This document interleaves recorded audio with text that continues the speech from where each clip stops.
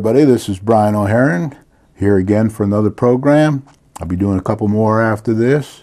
I want to do one more on revenue, and then I want to do one on what I think we need to do over the next 4 or 5 months to get back on track again. Will take a long time, but there's a certain approach that we need to take, and I think the sum of all these programs will take us in that direction. You just heard the song that some younger people may not recognize as School Days. We used to sing when we were a kid, and that's the picture of the Capitol down in Hartford, which is controlling us pretty much on the educational side. And I've got that as my guest tonight, that Capitol. You'll see it throughout the program because I'm going to be talking a bit about schools and various budgets and things. So I've been asked many times by non-educators, young and old alike, to explain very simply for the student or novice what the Educational Cost Sharing ECS grant and minimum budget requirement MBR are. They're controlling our life. This will be an attempt to explain from my limited research whatever I can. This will not be a definitive explanation, and I hope I have enough time to finish tonight. I am not capable of that without a lot more study. But this amount may get people thinking and asking questions from which a better, simple explanation can be evolved. Check out the definitions, articles at the library, or on the internet if you are interested.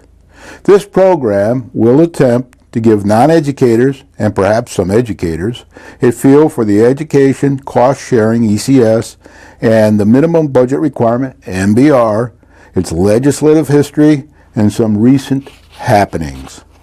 Now, I'll show you the agenda for this program so that you can see roughly what we'll be covering over the next hour, if we can make it all, get it all in. Number 1, early education in America. Number 2, education after the Civil War. Number 3, the Educational Cost Sharing Grant, ECS. Number 3, I meant the Educational Cost Sharing Grant, ECS. Number 4, the Minimum Budget Requirement, MBR. Number 5, yes, the MBR can be lowered under certain conditions. Not easy to do, but it can be lowered under certain conditions. I'm not so sure whether we meet those conditions or not, but more scrutiny will tell. Number 6, exceptions to the MBR. There are exceptions to the MBR, minimum budget requirement. And number 7, the unfunded mandates that everybody's so mad about throughout the country, getting unfunded mandates from the feds and the state, and then when they end, we get to pay the bill as taxpayers. Education in America's early days was very interesting. In America, until the post-Civil War era, government schools were almost non-existent. Most children were taught to read at home, and a wide variety of schoolmasters and other educators provided an abundance of educational opportunities. As one example, during the colonial period, more than 170 different educators advertised their services in one major city alone. I think it was Philadelphia. And many groups, such as the Quakers, which you see on the screen, provided free education for the poor, immigrants, minorities, and women. In short, anyone who desired an education in America had a multitude of choices. For many parents, private alternatives to government schools were simply unaffordable. They were forced to subsidize public schools. The poor and middle class often do not have the funds available to homeschool or pay for a private school, especially the more expensive ones like the Harvards or Yales or any of those. Remember, one of the first universities in the country was right in Litchfield, Connecticut. They have little choice but to send their children to government schools, even when they disagree, often, with the curriculum of those schools. At the end of the Civil War, government intervention started to happen.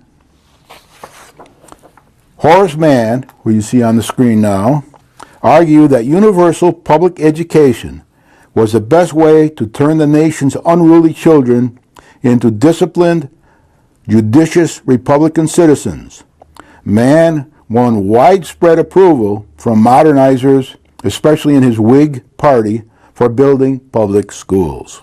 Most states adopted one version or another of the system he established in Massachusetts, especially the program for normal schools, to train professional teachers. My Aunt Marion from Torrington, Connecticut, went to a normal school and became a teacher in Rockville, Connecticut. Mann has been credited by many educational historians as the father of the common school movement. Spurred on by reformers such as Brown and Horace Mann and many others, state and local governments began to offer free education. Of course, that education was not free, as we know today. It was financed through taxes. But because all taxpayers were paying for the schools, parents of school-aged children received a bargain, while non-parents and those without children in school were forced to subsidize the government schools, as we still do to this day. As is the case, when government offers free services, private businesses struggle to compete, and most of the private schools went out of business. For many parents, private alternatives to government schools are simply unaffordable, even today. Forced to subsidize public schools, the poor and the middle class often do not have the funds available to homeschool or pay for private school. They have little choice but to send their children to government schools, even when they disagree, as I said before, with the curriculum. This gets more interesting with the changes in family structure that are happening today and other supporting group participation over the years. More and more is being left to the schools, less and less the home, churches, and other supporting organizations we have in our country. Now I'm going to talk a bit about the Education Cost Sharing Grant, the ECS grant. You'll hear a lot about it. The ECS aid is the major form of state education aid to Connecticut's towns. It has been around for about 24 years, plus or minus. There has been a statutory formula in the early days for computing the distribution of the grant money, and it has been changing over the years, as you will hear a bit about tonight. As an example, for fiscal year 12, Connecticut State fiscal year 12, the last state fiscal year, the state planned to distribute $1.89 billion in state ECS aid to towns. That equals 45.3% of all state education expenditures. The Budget Act, PA 11-6, passed in 2011, overrode the statutory formula for calculating the ECS grants and specified each town's ECS grant for fiscal 12 and fiscal 13. In doing so, it held funding at the current level, making the fourth consecutive year that the ECS funding was frozen. State law requires towns to spend the funds only on the authority of the town's local or regional Board of Education. That's very important for us here in Winsted, because we're having problems with the Board of Education. They don't seem to want to cooperate in dealing with the MBR.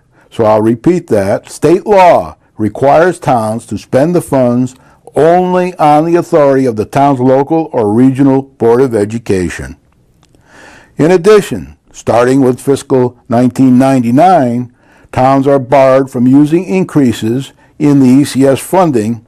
State law requires towns to spend 100% of their ECS aid for educational purposes and not to supplant local education funding.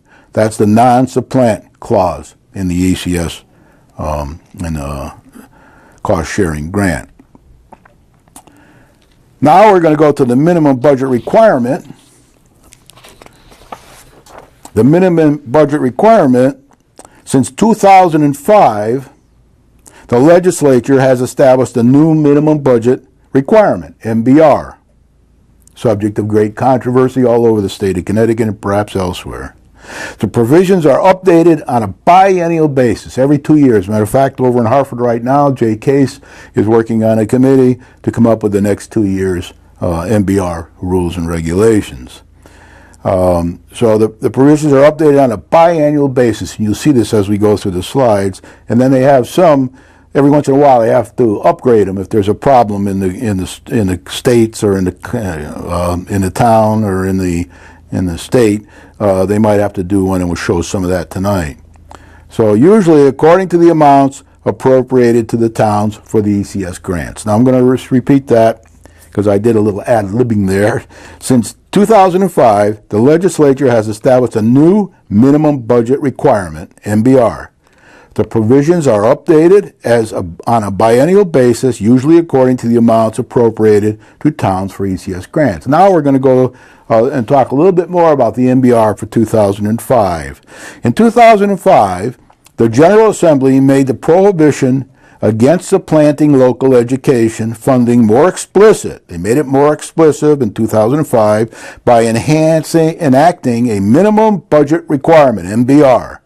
The first MBR required any town that received an increase in ECS funding over the amount it received in the previous year to have a budgeted education appropriation that at least equaled its appropriation for education in the previous year plus 100% of the ECS increase.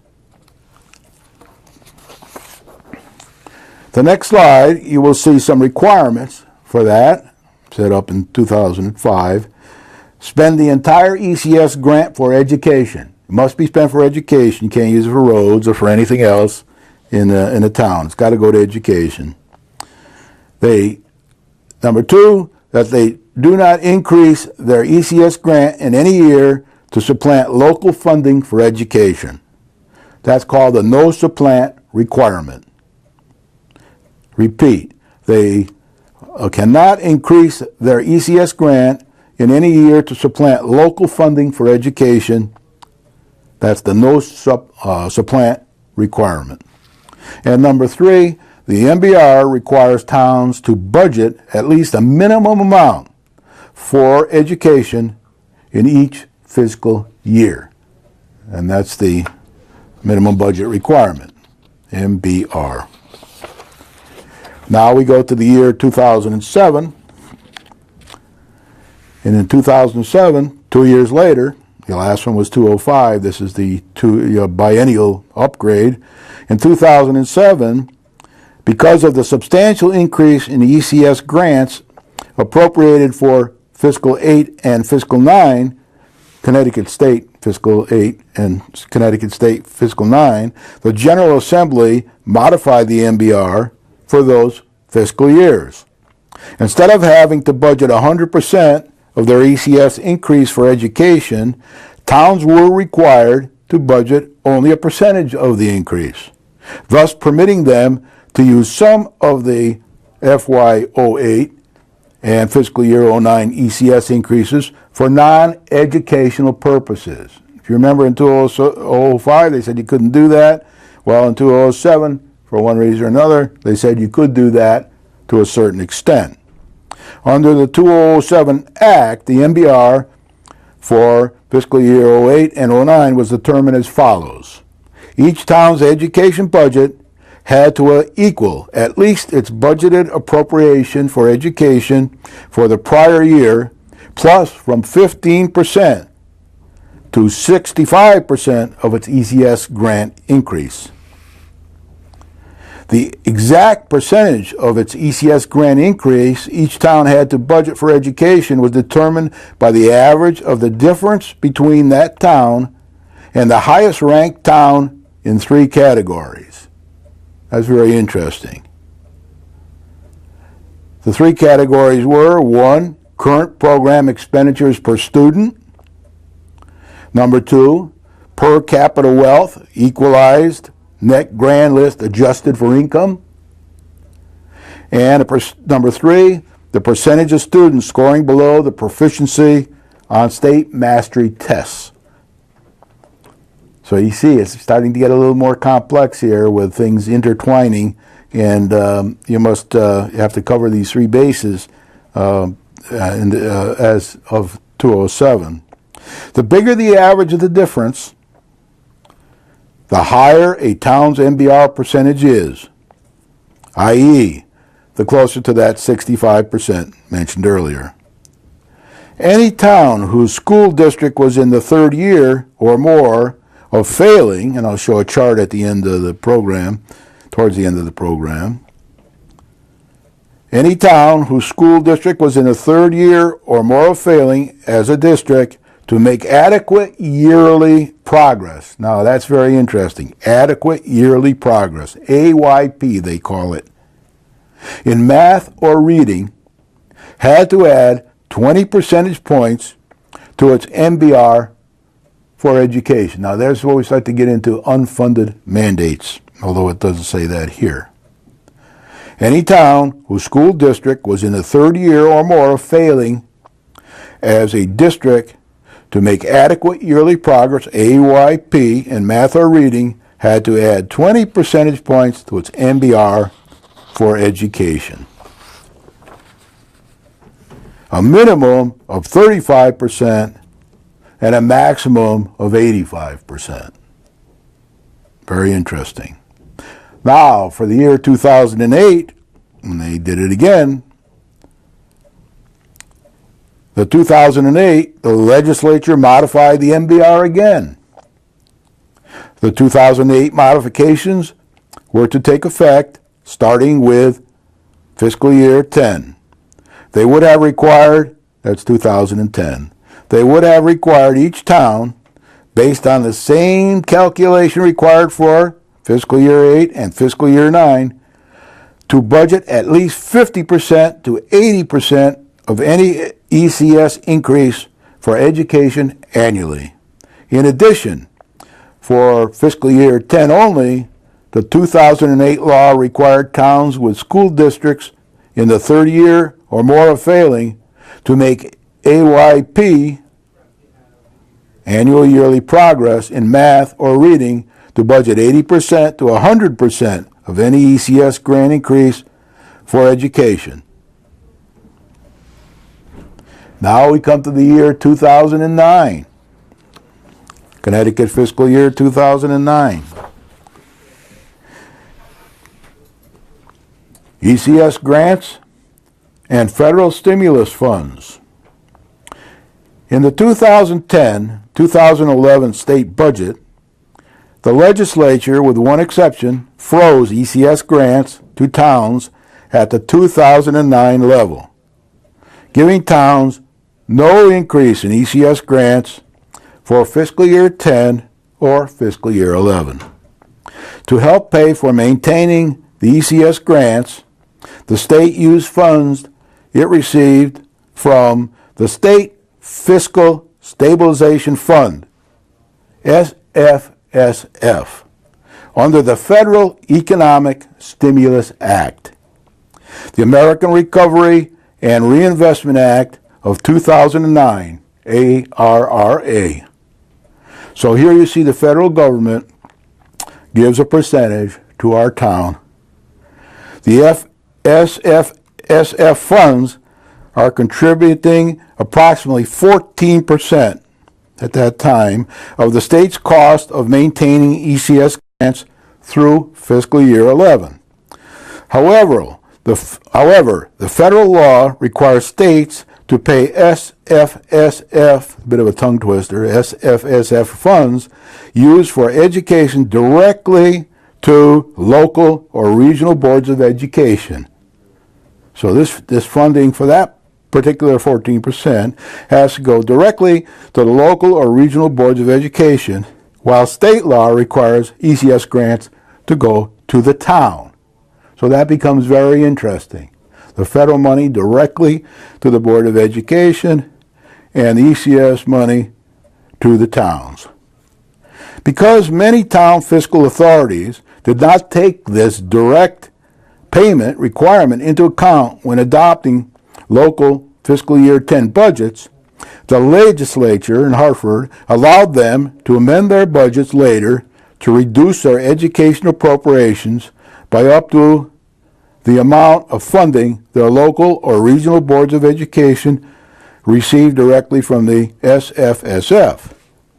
The permission applies to any town whose fiscal authority failed to account for its Board of Education's direct receipt of SFSF funds when passing its municipal budget before June 30th, 2009. This was all done in PA 09-1, June 19th, in a June 19th special session. The MBR for fiscal 10 and fiscal 11, Connecticut years, the 2009 decision to freeze ECS grants to towns also led the General Assembly to modify the MBR. The MBR law adopted in 2008 for fiscal year 10 and the subsequent fiscal years covered only ECS grant increases. Because the Budget Act for fiscal year 10 and fiscal year 11 call for no increases in the ECS grants, the 2008 MBR law would have had no effect in those years. The non-supplant requirement would also be without effect because that requirement likewise applies only to ECS grant increases. Now remember, we had a lot of things happening here because of the recession in the United States, the world, the Connecticut, and the town in those years. The only remaining requirement on the town ECS grant spending would be the requirement that the entire ECS grants be devoted to education. Without a new MBR, therefore, towns could have reduced local education funding as they chose, provided they used all of their ECS grant for education. So we're kind of changing in midstream here. So now, in 2009, there was a budget, an Education Implementer Act. That was done in 2009 to try to rectify the situation. The 2009 Education Implementer Act implemented that possibility by establishing a new MBR for fiscal year 10 and fiscal year 11. Under the MBR currently in effect, the towns must maintain a budgeted appropriation for education at least equal to the amount they budgeted for fiscal year 9, minus any reductions in fiscal year 10 appropriations a town made to offset direct SFSF grant payments to its Board of Education. That was done in a special session in September of that year. The effect of the current MBR is to prohibit towns from reducing education budgets in fiscal year 10 and 11 before their fiscal 9 levels. Below their fiscal 9 levels. By law, the penalty for failing to meet the MBR is a reduction in the town's ECS grant for the subsequent fiscal year equal to twice the amount of the shortfall. This is very important because this is one of the elephants in the room in this whole thing. I'm going to repeat this now for you. The effect of the current MBR is to prohibit towns from reducing education budgets in fiscal year 10 and fiscal year 11 below their fiscal year 9 levels. By law, the penalty for failing to meet the MBR is a reduction in the town's ECS grant for the subsequent fiscal year equal to twice the amount of the shortfall. Now we're going to talk about 3 requirements for receiving the ECS grants that were part of this 2009 Education Implementation Act. The 3 requirements, as you see on the screen but maybe not be able to read, the 3 requirements for receiving the ECS grants that were agreed in that year. Number 1, spend the entire ECS grant for education. You must spend the entire grant, 2009 rule, grant for education. Number 2, to not use any increase in their ECS grant to supplant local funding for education. It's kind of going back again to the rules. Remember, in the previous years, they had loosened up on that. Now they're tightening up on that again. So not use any increase in their ECS grant to supplant local funding for education. Number 3, the town must budget at least the same amount for education in fiscal year 2010 and fiscal year 2011 as they budgeted in fiscal year 2009 minus any amount by which a town reduced its fiscal year 2010 local education budget to offset federal money paid directly to its Board of Education under the 2009 Federal Stimulus Act. Now, I told you once before, many programs ago when we had the crisis, that once we got the stimulus money, and the government stopped paying that stimulus money, guess who? Either the state or the town would get stuck paying the money, and usually it falls to the town in most cases. And that's a case of where when we're given money for certain reasons, when those reasons end, we still may have to continue with the whatever benefit we had and pay for it ourselves. That's one of the things that angers a lot of people in the state, and they'd like to see that rectified. The 3 requirements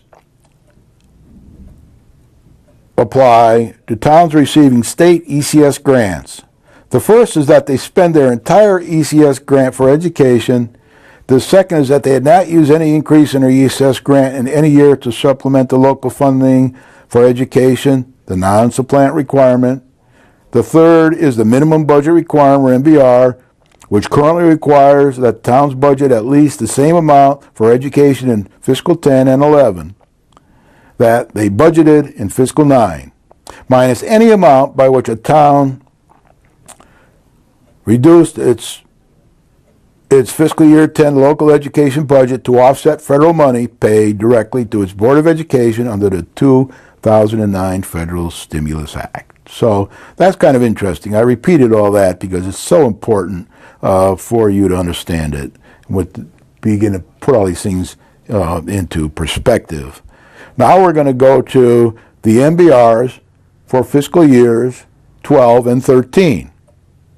This is where, once again, they met, and they usually that was done in probably 10, so they'd be ready for 12 and 13.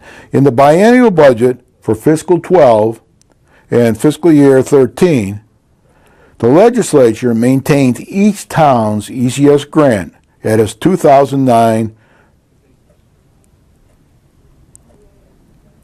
10 and 11 level, PA 11-6, Section 37, as has been its pattern. It also imposed new MBR requirements for towns covering these 2 fiscal years as amended by PA 11-234. There are also reasons to reduce the MBR. I want to talk a little bit about that because there's a lot of controversy in the town about whether or not you can reduce an MBR. Now, we're dealing with government here, not usually the most efficient organization in the world. My view on governments is managed by committee, managed by the vote. No, it's very difficult to manage in those situations, and it's managed by committee. It usually produces camels, but people always say, well, that comes down from the state, it's the MBR, it's the rule. We do happen to have right now more socialistic people in power in the federal government and the state government and the local government, so it's a little more difficult for fiscal conservatives to understand these approaches because they're mainly approaches that are done by, again, commissions, committees, and boards and things like that. And they produce camels, as I've told you in the past, and, kind of dealing with a camel here that was supposed to be a horse when they started to design it, ended up a camel. But there are reasons and there are ways that you can reduce the MBR.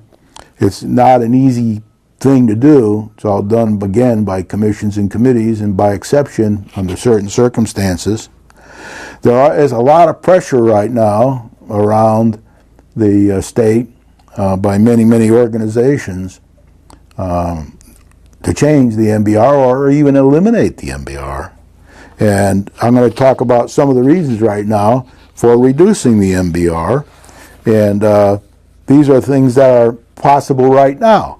I can't tell you right now. I will in a few more weeks be able to tell you, but I can't tell you whether we fall into these categories or not. But I'm going to look into it, hopefully before the budget is approved, certainly before the election. But number one, if districts with falling enrollment, if you have falling enrollment under certain conditions, now I'm not going to go into all those conditions tonight because it's kind of hairy and kind of complex, but if you have falling enrollment, then you can reduce your MBR under certain conditions. And that is retroactive to a certain extent. I don't know exactly how far back it goes, but it's about $3,000 per student, and it goes back for X number of years, so that if you hadn't been claiming it over the last few years, you could probably claim it to a certain extent right now. So that's one way that you can reduce your MBR. Now, I might say to you that our Board of Education, and to a great extent, 5 of our 7 finance board members are not in favor of reducing the MBR. They'll find any way they can to not reduce that MBR, because if there is any money saved by having less students, they would like to spend it on more. And when I say spend it on more, I mean more of anything. More teachers, more equipment, more books, more anything. And some of that is probably warranted. And right now, while we're talking about this, I'd like to just remind you very, very strongly that the real answer to all our problems in this town is not going to happen in my lifetime, but it's more additional, recurring, profitable tax revenue. You got to get some more of that into this town. More nail salons, more Chinese restaurants, takeouts, more pizza places. That's not going to really, that's business as usual. That's not going to put us over the top. That's really not what's going to solve the town's problems. Now, as you know, because we don't have this additional increasing profitable tax revenue over the last 20 years or so, increasing enough, we have to begin to look hard and tough at cutting expenses. It's not my job to do that. I'm kind of against that. I'd rather have the revenue to pay for everything, but we don't have it. So the town manager, who's the CEO of the town, he has to deal with the Board of Education and the Finance Board and try to come up with whatever he can do to try to minimize the MBR so that we can spend more money in the town. And when we say minimize the MBR, we don't mean have less for the children. As I said in my last program, we're very pro-education. Everybody in town's pro-education. It's just a question of whether we get the money to pay for it and how much we can afford and whether that money's doing us any good or not. As I said, we've had this ECS grant now and some federal money and all that for 24 or 5 years, and we're still at the bottom of test scores in certain areas of our town. Doesn't make any sense to me. And as a lot of our forefathers have said, money isn't always the answer to the problem, especially with the family situation changing over time and the support organizations probably not existing as much anymore or not having the money to help.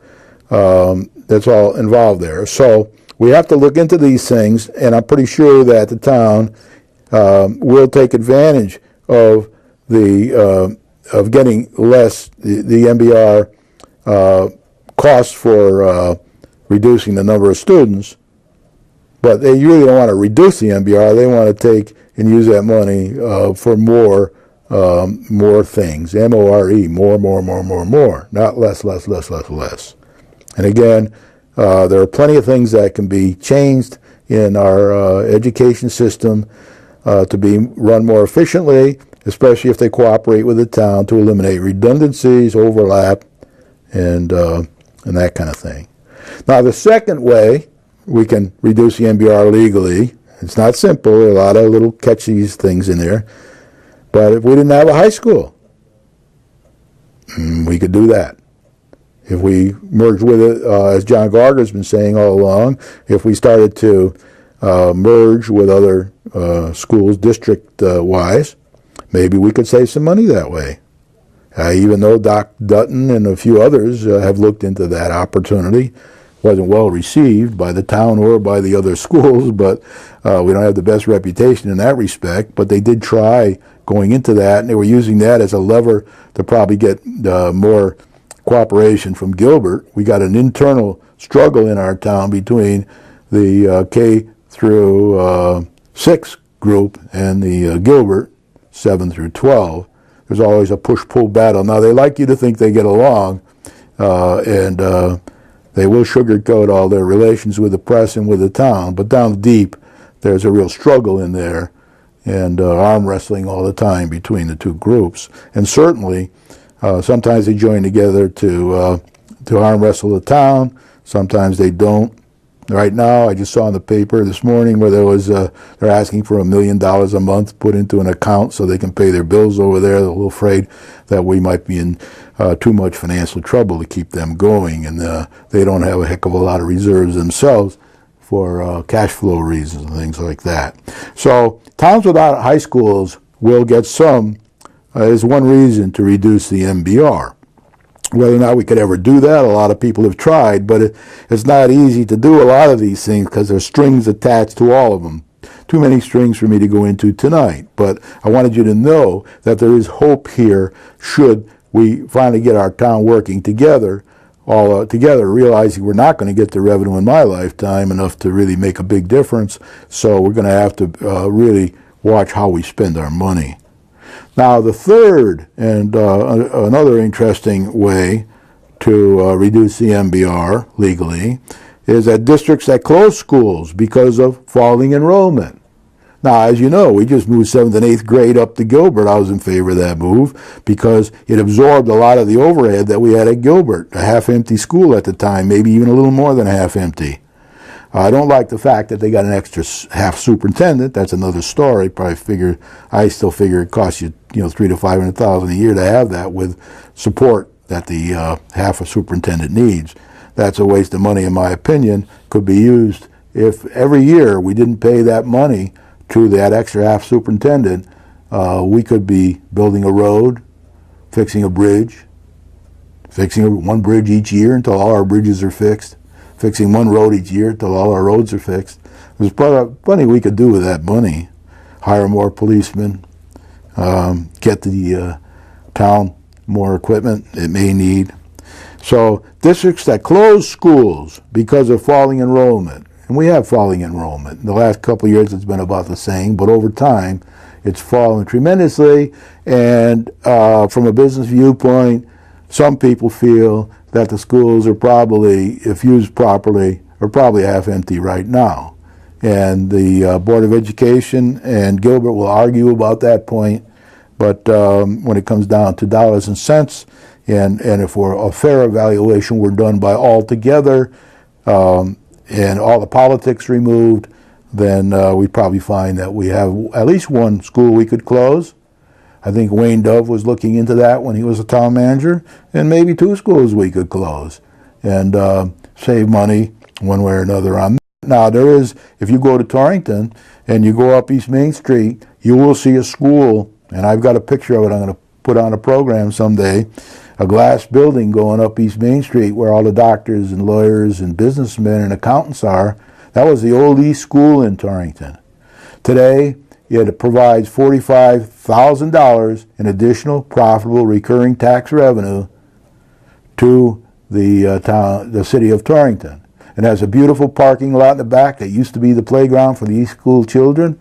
It's right pretty centrally located in Torrington, and it's being used. There's other schools in Torrington, the East School and the Southwest. The South School and the Southwest School, and Riverside School they're all being used as apartments of one form or another now in the town. So, and we got a couple in our own area. Gilbert School, the old Gilbert School, is in pretty good shape. I go there almost every day. We're adding to it all over the place, but it's in good shape. And we still got the old Greenwood School that the college is using down there, and that seems to be in reasonable shape. I've been in there once or twice. So there are things that can be done here, and that, now, again, I will hedge this by saying I haven't done a total study on it. That would be up to the whole town to do together in a positive way, because there may be a lot of strings attached to this as well, as there are with everything else when you deal with government, federal, state, and local. The next are the districts in need of improvement. Some districts in need of improvement can get a reduction in the reduction of their MBR. I don't know all the needs of improvement that are involved here or exactly what it remains, but we should answer that question as a town. The Finance Board, the Board of Education, Gilbert, and K through 6. They should all get together and come up with an objective plan. There, can we or can we not reduce our MBR, still maintain the right level of education, of course, and not have to keep going to the taxpayers for more money all the time to improve our education. The first step would be, before going to the taxpayers, we should, because they all figure we're paying too much already for education, but they figure we should first get our house in order. We should first be able to manage our money that we do have. We should first make sure we don't have any redundancy, any overlap, any inefficiencies in our system. So that would be something to look into. And I've only got 5 on this slide. There are many other ones too that I didn't put up yet, but the next one is poverty. I don't know if we qualify for this one or not, but number 5 is poverty that I have on my slide. There's many more in the rules.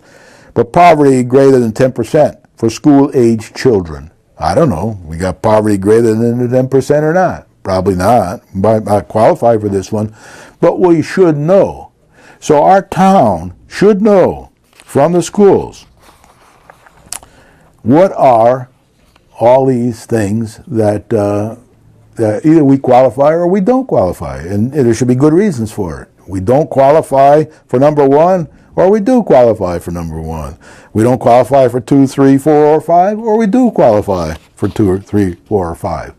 I don't think, or I haven't seen anywhere, a piece of paper that says here's what we qualify for and here's what we don't qualify for. And that's partly because it's all politics involved in this, and we don't have a finance board that's capable of getting the numbers on the table.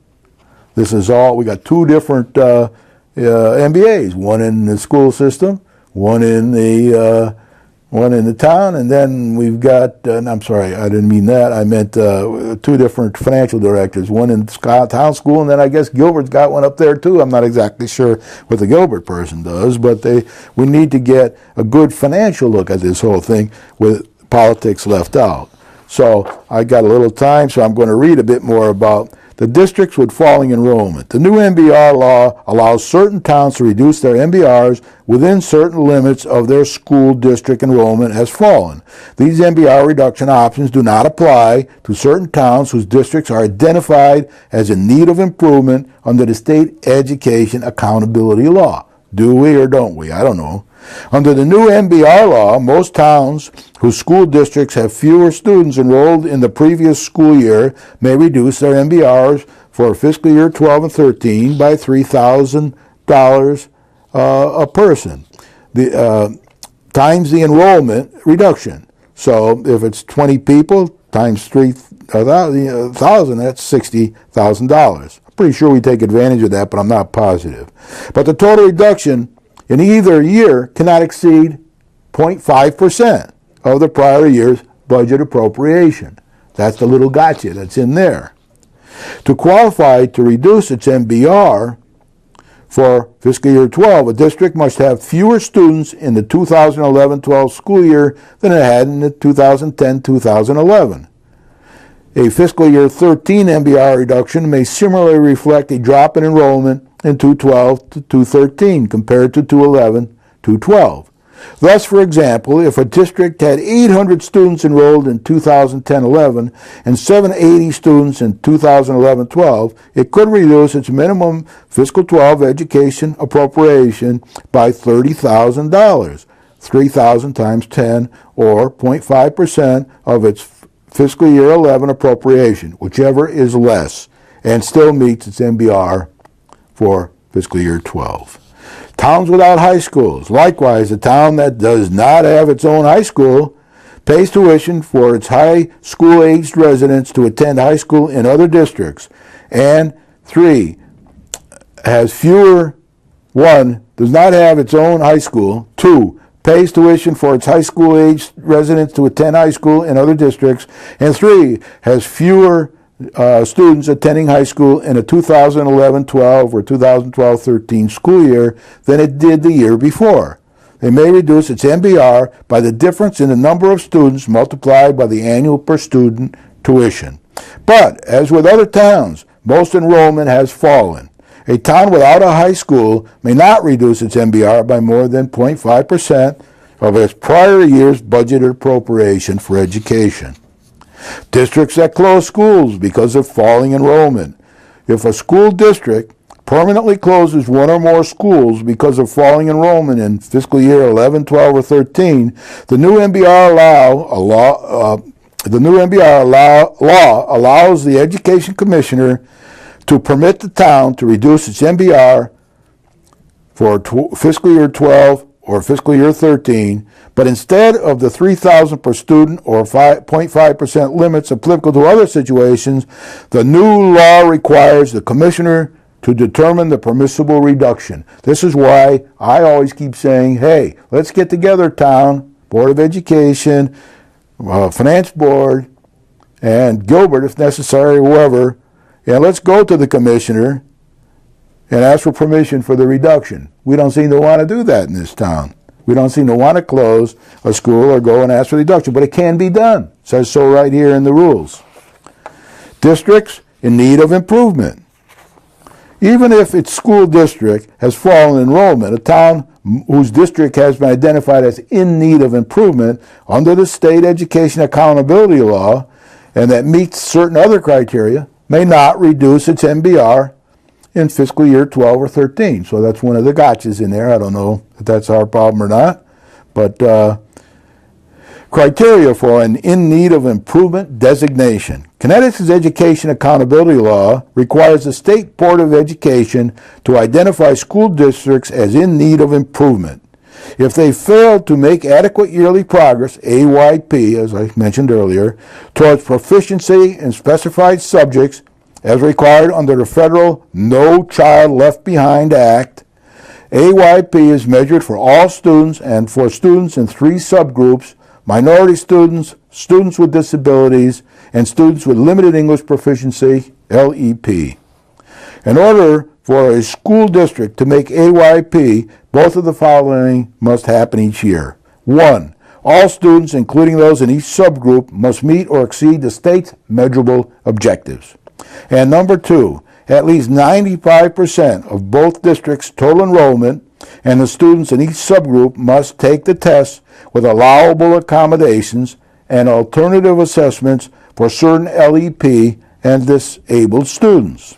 A so-called safe harbor provision allows an exception to the first of these requirements. It provides that if any of the subgroups does not meet the objectives, the school still be considered to have made AYP for the year. 1. The percentage of students in the subgroup who did not reach proficiency declined at least 10% from the year before. And 2. The subgroup also made progress on one or more of the state's other non-test indicators. A school district that fails to make AYP 2 years in a row must be designated as a district in need of improvement. We don't have any choice there according to the rules. Districts in need of improvement for at least 3 years. The new MBR law bars a town from reducing its MBR in fiscal 12 or 13 even in the face of falling enrollment. If its school district is in the 3rd year or more of being identified as in need of improvement and has also, number 1, failed on the whole district level to make AYP in reading or math, or 2, achieved AYP in reading or math only through safe harbor. Since a district is only identified as being in need of improvement for the first time when it has failed to make AYP for 2 years in a row, only districts that failed to make AYP for at least 5 consecutive years are affected by this provision. Poverty rate, greater than 10% for school-aged children. The new law also bars the town from reducing the MBR for fiscal 12 or 13 if its district, number 1, is designated as in the need of improvement, i.e. all students or any subgroup in the district have failed for 2 consecutive years to make AYP in a required subject, and has a poverty rate greater than 10% for school-aged children. The poverty rate is calculated by dividing the number of related children aged 5 to 17 in the district who live in poor families by its total school population according to the Census Bureau 2009 population estimate. Now I'm going to show you a slide with a table that lists the towns that are barred from reducing their MBRs for FY12. That chart will show you that we are not one of those as of yet. You can't read it, but I'll just go down through the names quickly for you, and that is Naugatuck, New Britain, New Haven, New London, Norwalk, Norwich, Stamford, Torrington, Waterbury, West Haven, Wyndham, and Windsor. No Winchester is in there for that category. Now we're going to talk a bit about unfunded mandates, not much, but you know they're the big another elephant in the room, and we'll put up the slide for the unfunded mandates. We have 4 different examples here. There are more if you read all the paper, but prevailing wage rate, minimum budget requirement, that's a mandate. These are things that are mandates put on us by the state or the feds that we don't get any money for. We have to cough up as taxpayers. And sometimes, you know, back in, I think it was 1983, they asked us to raise the salaries of all the teachers, and then they would pay the bill, and then they reneged on paying the bill, and we got stuck as taxpayers with that. So the third one is compulsory binding arbitration, spelled wrong, but binding arbitration that should be. And you know, we all go through that. That's something we're lumbered with by others.